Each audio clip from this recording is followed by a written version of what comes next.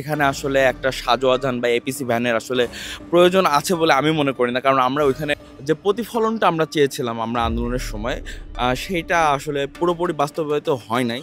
২ August যখন আসলে আমরা আন্দোলন করছিলাম, যেখানে আমাদের হাতে রং, যেখানে আমাদের হাতে কলম, যেখানে আমরা কথা বলছি, সেখানে আসলে একটা সাজোয়াজান বা এপিসি ভ্যানের আসলে প্রয়োজন আছে বলে আমি মনে করি। আমরা কিন্তু ওখানে শান্তিপূর্ণভাবে ছিলাম এবং আমরা আমাদের ফ্রিডম অফ স্পিচ থেকে যেটা করা দরকার, বলা দরকার, সেটা কিন্তু আমরা করছিলাম।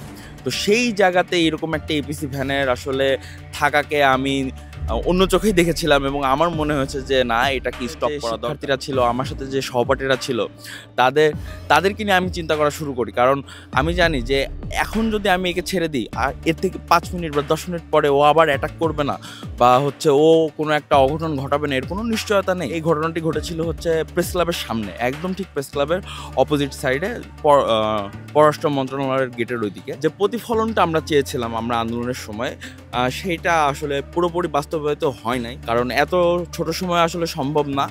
আর একতা যেটা ছিল ৫ আগস্টের আগে, ৫ আগস্টের পরে কিন্তু সেই একতাটা থাকেনি।